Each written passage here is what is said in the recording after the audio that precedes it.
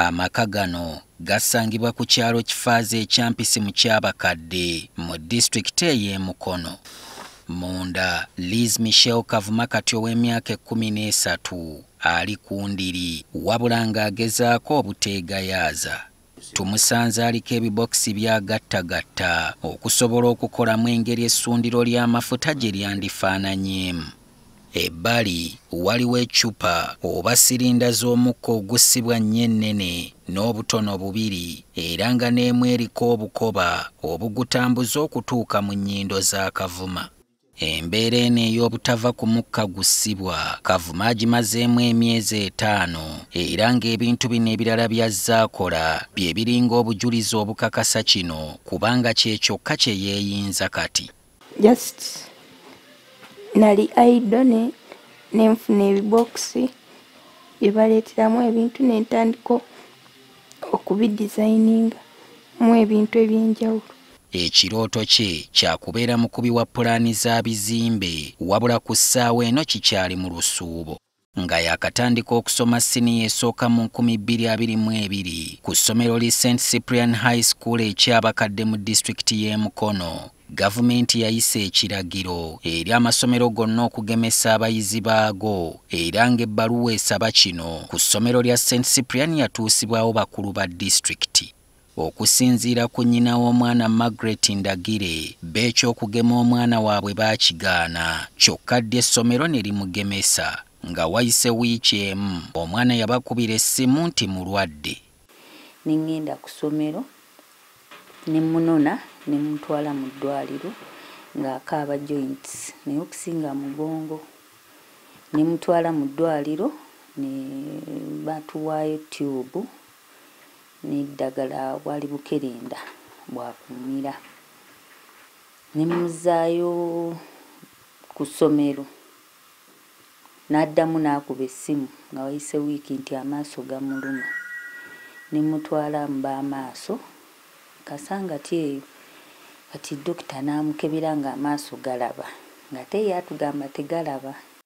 Omwana bwe yadda ku ssomero teyafunawo yadde enjawulo ekyawaliriza nnyina okukyusa ku ddwaliro gy'amutwala. Ne mutwala e Naggalama, namutwala e Naggalama dokita n'atugamba nti ulcers. Kati omwana n'abiwakanya wampaka naga dokita nze ulcers tezinnuma.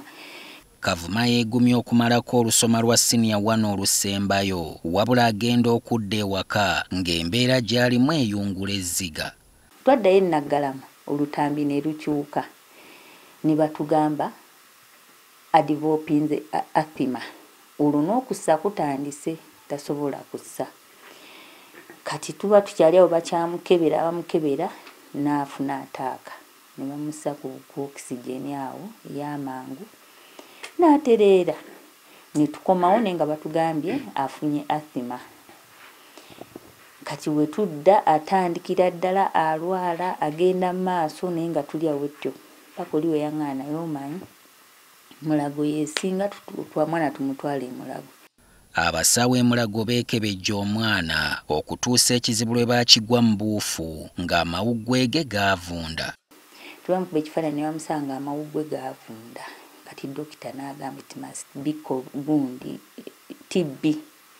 Ne batutwala mu TB test zigenda okudda nga talina TB. Ne baddamu awo ne bakola awo test ebirala. Dokita n'agamba omwana ono mwali mumugemyeko nti ye bamugema muwala bakugema COVID nti ye. Kati dokita ng'amaze okuzuula nti bamukuba eddagala lya COVID naye teryatambula. Okukakasa bino baabasindika ne ku mukugu omulala mu kifo awajjanjabirwa ekimbe kya COVID. Omusawo ono naye n'amwetegereza. Bano baawuubanga omwana mu malwaliro agatali gamu okuteekebwangako oxygen okutuusa lwe baatendewalirwa. Ndagira atukakasizza nti omwana takyayinza kubeerawo ddakiika n'ewera nga tali ku mukka guno. Tubadde tukyewuniikiriza sirinda eyasuzeeko ekiro n'eggwaako naffe ne twerabira ku mbeera ya Kavuma nga tegumiikirizika wa mutima munafu. babadde balina okukozesa obwangu obw'ekitalo okukyusa okumuzza ku sirinda endala era olubadde okukikola n'adda mu nteeko. Kitaawe w'omwana Winston Nsibirwa atutegeezezza nga bwe kiri eky'ebbeeyi kati okuyimirizaawo obulamu bwa muwala we. Yoyo nga sirinda okugikuwa ya $1,300,000. Then kali regulator kakeerwa kakajjamu oxygen yasobola omutuukako eyo system ya $45,000. Kati tulina regulator 2 ne sirinda 4 naye ne buno obutono kati kana akatono katuyambako we tuba nga tumutwala ebweru okweyamba. Kyokka tebikomaawo kubanga buli wiiki alina okugenda e Mulago bajjuze sirinda zino kuba ziba ziweddemu Kavuma asobole okuwanirirwayo ewiiki endala. Wakati ekyo kitegeeza system gye tuyina ekola wiiki egyo buli lwe mugenda okujjuza kuliko emmotoka ya $18,000 n'ogattako ne sirinda ezo buli emu bagijjuliza $7,000. Nsibirwa yawalirizibwa n'okutunda amaka ge agali mu bitundu by'eggayaaza okusobola okutaasa muwala we gattako okusinga n'ettaka eddala lye yali yagula wabula nga tamanyi oba eryo ddyo liridda. Tufiiriddwa buli kimu. Tali nina ofiisi zange nga nkola kati sikyazina kyenkola.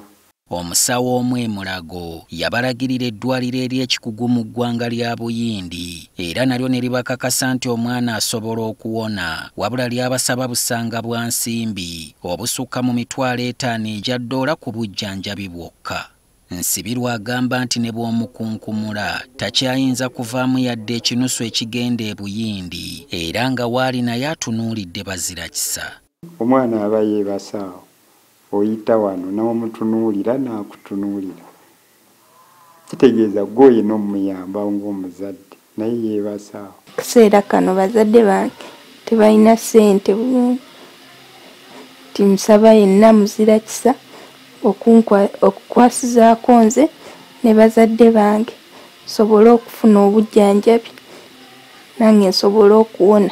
Ebyatuuka ku muwala we asinga kubinenyeza minisitule ya byabulamu nti kyokka ne bwe yabawandiikira okubategeeza ku mbeera ya muwala we awo we byakoma nti ate bwe yagezaako agende ku disitulikiti bamunnyonnyolemu abakulu baamusenza luti nga kikere. Joseph Kamya nga yakulira essomero li St. Cyprian High School ky'abakadde akkiriza nti ddala omwana yagemebwa ku ssomero wabula nti bo baali tebamukkiriza. So Kavuma olwo ne munno mulala mutanankabirwa namukwaya baafuna excitement nga wala bannaye babagema ne babuuka ne bagenda ne babagema. Namukwaya teyafuna buzibu esooka nafuna mukatunonyaawo naye n'atereera Liz n'abeerawo baamugema n'abeerawo for that entire term ng'ali bulungi. Kyokka Kamya ebimu naye abizzaayo ku bakulu ku disitulikiti y'e Mukono bagamba nti baabateekako obukambwe obususse ku nsonga eno. Naye ba government officials baali a little rough gye tuli nga batugamba nti ffe tulemesa government policies y'ensonga lwaki twagamba bazadde bajje batuwe obuyinza ab'okugema. Minisitule y'ebyobulamu twagituukiridde okubaako byetutegeeza wabula abakulu beeremye okubaako kye boogera. Waliwo munnamateeka ayitibwa Alan Mulindwa asazeewo okuyingira mu nsonga zino okuyambako Nsibirwa n'omwana okunyoola bekikwatako omukono. Naye ne tuwandiikira notice of intention soon n'okusaba kwaffe Attorney General ne tuwandiikira St. Cyprian High School kubanga nabo balimu akakwate nti mwana yali ku ssomero ate guno muzadde yagaana kati consent y'okujjanja okubeera nti omwana nfumita empiso baagijjawa.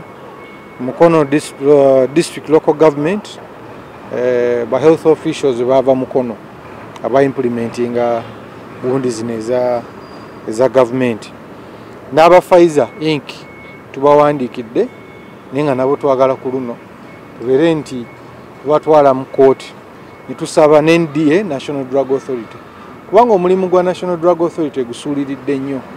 Aba NDA nabo beeremye okubaako kye batutangazaamu. Mu kiseera kino Nsibirwa yasigalira kulabirira nnimiro ye mu kyalo gye yanoonya obubudamu waakiri abantu be bafune ekyokulya naye ng'omutima tegumuva munda mu nju gy'akimanyi nti ate Kavuma eyeebaseeyo ebyetaago bye bikira ku mmere ng'embeera ya ssemusota guli mu ntamu bw'ogutta toolye bw'oguleka toolye. Solomon Kaweesa, NTV Akawungeezi.